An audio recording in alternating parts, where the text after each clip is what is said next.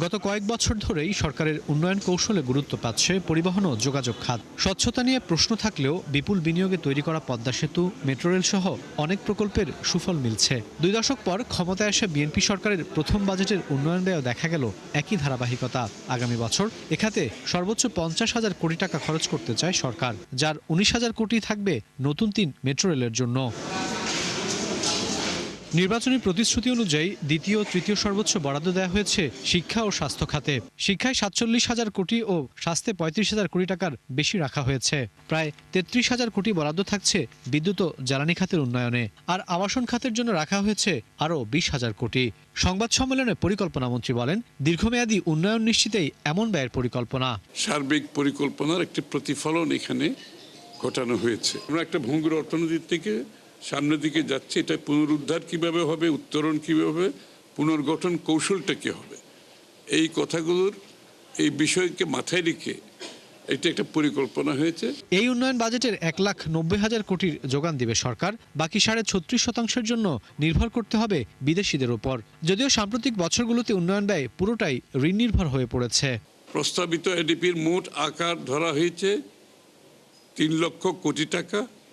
এর মধ্যে জিওবি বাংলাদেশের অর্থায়নে, সরকারের অর্থায়নে 1,99,000 কোটি টাকা এবং প্রকল্প ঋণ অনুদান 1,10,000 কোটি টাকা। টেকসই অর্থনীতি এবং আঞ্চলিক ভারসাম্য প্রতিষ্ঠার একটি সমন্বিত রূপরেখা তুলে ধরা হয়েছে। পরিকল্পনামন্ত্রী জানান, উন্নয়ন প্রকল্প বাস্তবায়নে অতীতের দুর্নাম থেকে বের হতে চায় সরকার। আমরা প্রকল্প শুরু থেকে বাস্তবায়ন শেষ পর্যন্ত এটার যে সময়সীমা, এটার উপর জোর দিচ্ছি এবং এটার প্রতিটি পদক্ষেপে, প্রতিটি স্টেপকে এটাকে মনিটর করা হবে। এনইসির সিদ্ধান্ত অনুযায়ী আগামী অর্থবছরে বাস্তবায়ন হবে 1,277টি উন্নয়ন প্রকল্প। রাকিব আল জাবেদ, 71, ঢাকা। শেষ মুহূর্তে আরও বড় হচ্ছে নতুন বাজেটের আকার, যা ছাড়াতে পারে 9,37,000 কোটি টাকা। অর্থ মন্ত্রণালয়ের সূত্র জানিয়েছে যে আসছে অর্থবছরের জন্য প্রবৃদ্ধির লক্ষ্য ধরা হচ্ছে 6.4%, আর মূল্যস্ফীতি নামানোর আকাঙ্ক্ষা 7.5%। অর্থনীতিবিদ ডক্টর হোসেন জিল্লুর রহমান বলেছেন যে আকার আয়তনের চেয়ে বরং সুনির্দিষ্ট লক্ষ্য অর্জনের রূপরেখাই গুরুত্বপূর্ণ। আরও জানাচ্ছেন রুহুল আমিন। 11 জুন সংসদে তারেক সরকারের প্রথম বাজেট উপস্থাপন করবেন অর্থমন্ত্রী। এরই মধ্যে ইঙ্গিত দিয়েছেন বাজেটের দর্শন নিয়ে, যাতে স্বভাবতই গুরুত্ব পাচ্ছে নির্বাচনী ইশতেহার আর জনকল্যাণমুখী একাধিক উদ্যোগ। অন্যদিকে ভঙ্গুর অর্থনীতিতে প্রাণ ফেরানো বড় লক্ষ্য, যা প্রণয়নে ব্যস্ত অর্থ মন্ত্রণালয় ও এনবিআর কর্মকর্তারা। 9,30,000 কোটি টাকার বাজেটের আকার নিয়ে আলোচনা হলেও কর্মকর্তারা জানান, শেষ মুহূর্তে আরও কিছুটা বেড়ে তা ছাড়াতে পারে 9,37,000 কোটি, যা চলতি বাজেটের চেয়ে 1,47,000 কোটি টাকা বেশি। আর অর্থনীতিতে সংকট থাকলেও প্রবৃদ্ধির লক্ষ্য ধরা হতে পারে 6.4%। এছাড়া মূল্যস্ফীতিকেও 7.5% নামিয়ে আনার ঘোষণা দিতে পারেন অর্থমন্ত্রী, বর্তমানে যা 9% বেশি। বাজেটের সংখ্যার পাশাপাশি বাজেটে একটা বিশ্লেষণাত্মক যে বক্তব্য থাকবে, সেটার গুরুত্ব ছিল আরও বেশি। কারণ ওনাদের লক্ষ্যমাত্রা শুধু নয়, কারণ আমাদের দেশের একটা অন্যতম সমস্যা হয়ে গেছে, আমরা শুধুমাত্র লক্ষ্যমাত্রাগুলোই বলি, রোড ম্যাপের কোনো বাস্তবতা নেই। এই যে $1 ট্রিলিয়ন বলছেন 34-এর মধ্যে, লক্ষ্যমাত্রা তো থাকতেই পারে, তারও আগেও করার চেষ্টা করতে পারি, কিন্তু ওখানে পৌঁছাবো কীভাবে? ওই পৌঁছাবার পথটা বিশ্বাসযোগ্য হতে হবে। আগামী অর্থ বছরে সরকার আয় করতে চায় 7 লাখ কোটি টাকা, যেখানে এনবিআরের কাঁধেই আদায়ের ভার 6,03,000 কোটি। রেকর্ড 60,000 কোটির লক্ষ্যমাত্রা কর বহির্ভূত রাজস্ব থেকেও। এই অর্থনীতিবিদ বলেন, সব করদাতার জন্য সমান পরিবেশ নিশ্চিত করা সরকারের বড় চ্যালেঞ্জ। অন্যতম সমস্যা হচ্ছে কর প্রশাসনের, যে তাদের ডিসক্রিশনারি পাওয়ার অত্যাধিক। যে খুব সৎভাবে কর দিতে চায় আর যে সৎভাবে দিতে চায় না, ওই যে দিতে চায় না সে কিন্তু ওই কর প্রশাসন বলি বা এক ধরনের অনুচ্চারিত বা ইনফর্মাল অ্যারেঞ্জমেন্ট তৈরি করে ফেলে। রেকর্ড বাজেটে এবার ঘাটতিও ছাড়াতে পারে 2,37,000 কোটি টাকা, যা পূরণে অভ্যন্তরীণ উৎস থেকে ঋণের লক্ষ্য 1.25 লাখ কোটি, আর বাকিটা আসতে পারে বিদেশি বিভিন্ন উৎস থেকে। আমাদের এই ঋণ নির্ভরতা তো একটা বাস্তবতা আছে, বিষয়টা সেটা নয়, সেটা হচ্ছে ঋণ, রাজস্ব এবং ব্যয় দক্ষতা, এইটার মধ্যে কি আমরা একটা সুষ্ঠু সম্পর্ক তৈরি করতে পারছি কিনা। নতুন পে স্কেলের আংশিক বাস্তবায়ন সহ সরকারি কর্মচারীদের বেতন ভাতায় ব্যয় হতে পারে 1.25 লাখ কোটি। এছাড়া সুদ পরিশোধ বাবদ চলে যাবে 1,40,000 কোটি টাকা। রুহুল আমিন, 71, ঢাকা। সরকারকে টাকা ছাপানোর পথে নিয়ে যাবে নতুন বাজেট। নাগরিক প্ল্যাটফর্মের প্রাক বাজেট আলোচনায় এমন মন্তব্য করেছেন সংস্থাটির আহ্বায়ক ডক্টর দেবপ্রিয় ভট্টাচার্য। তিনি জানান যে বাস্তবমুখী বাজেট প্রণয়নে ব্যর্থতার পরিচয় দিচ্ছে বিএনপি সরকার, অথচ সংকটের এই সময়ে বরং সুযোগ ছিল মানুষের রুটি রুজি বৃদ্ধিতে নজর দেওয়ার। আরো জানাচ্ছেন সহকর্মী রাকিব হোসেন। আমি সশ্রদ্ধ চিত্তে উত্তরাধিকার সূত্রে স্থবির অর্থনীতির উপর দাঁড়িয়ে বিএনপি সরকার, যা গতিশীল করার প্রক্রিয়া আরো কঠিন হয়ে পড়ে মধ্যপ্রাচ্যের অস্থিরতায়। এমন অবস্থা সামাল না দিতেই সামনে প্রথম বাজেট। সার্বিক পরিস্থিতি অনুকূলে না থাকলেও 20% বাড়ানোর উচ্চাভিলাষী স্বপ্ন বুনছেন অর্থমন্ত্রী।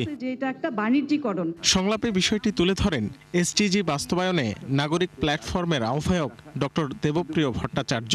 বলেন, বাস্তবসম্মত বাজেট প্রণয়নে ব্যর্থতার পরিচয় দিচ্ছে সরকার, অথচ সুযোগ ছিল অর্থনৈতিক স্থিতিশীলতা রক্ষার পাশাপাশি মানুষের রুটি রুজি বৃদ্ধিতে নজর দেওয়ার।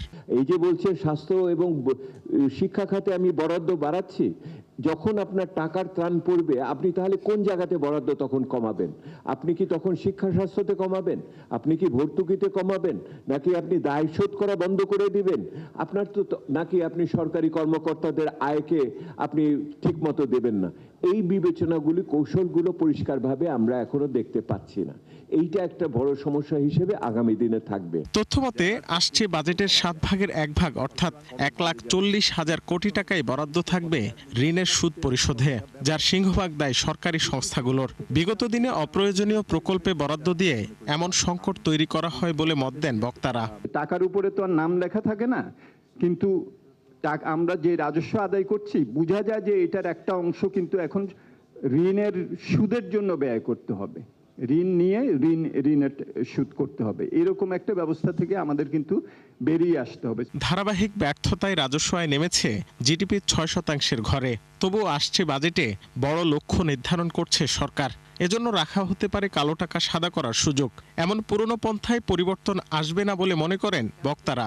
বাহামার মতো দেশ জিরো ট্যাক্সে এখন মানুষকে নিয়ে যাচ্ছে, বলছে তুমি যদি আয় করতে পারো আমার এখানে চলে আসো, ট্যাক্স দিতে হবে না। যে ইকোনমিকে মুভ করতে গেলে আমাদের ট্যাক্স পলিসিতে খরচ করার জন্য ট্যাক্স না করে ইকোনমিকে রক্ষা করার জন্য ট্যাক্স, এই পলিসিতে আমি যাওয়ার পক্ষে। সুতরাং একটা প্যারাডাইম শিফট আনার পক্ষে। এত অটোমেশনের কথা শুনছি, এত হাজার হাজার কোটি টাকা আমরা ব্যয় করছি, তাহলে আমাদের এই রেভিনিউ আর্নিং এ ফল হলো কেন? এইটাও মনে হয় এটার জন্য একটা নতুন প্রজেক্ট করে আবার কয়েকশো কোটি টাকা খরচ না করে এটার অন্য কোনোভাবে এটা একটা অ্যানালাইসিস করা যায় কিনা।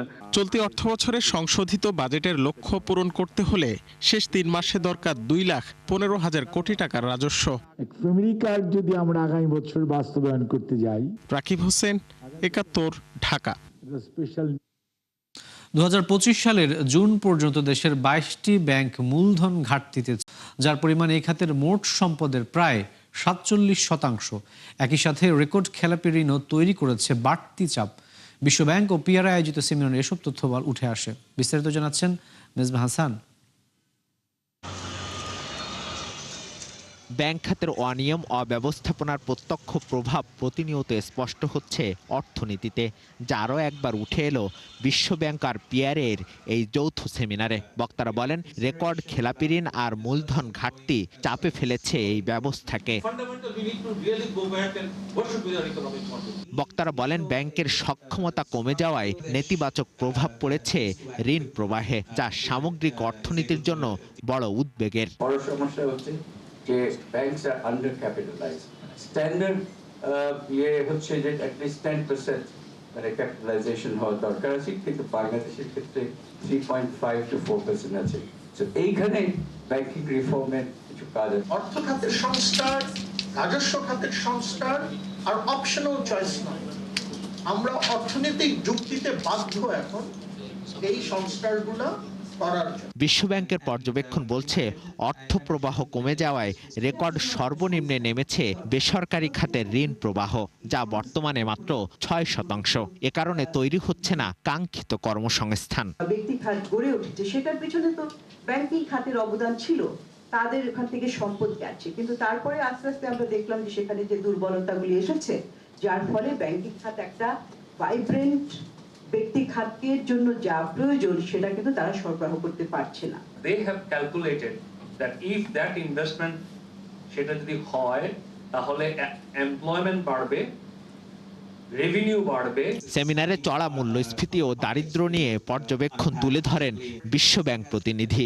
বলা হয় চলতি অর্থ বছর শেষে প্রবৃদ্ধি দাঁড়াতে পারে প্রায় 3.9%। Central for Bangladesh's growth story going forward as well. Misbah Hasan, ৭১, Dhaka. মধ্যপ্রাচ্যের সংঘাতে অস্থির জ্বালানি খাতের নিরাপত্তা নিশ্চিতে আরও $35 কোটি সহায়তা দিচ্ছে বিশ্বব্যাংক। মূলত দীর্ঘমেয়াদী রাষ্ট্রীয় মালিকানাধীন তেল ও গ্যাস কোম্পানি পেট্রোবাংলার এলএনজি আমদানির অর্থ পরিশোধে সহায়তা করবে এই অর্থ। এছাড়া এর মাধ্যমে কমবে স্পট মার্কেট থেকে অতিরিক্ত দামে জ্বালানি ক্রয়ের উপর নির্ভরশীলতাও।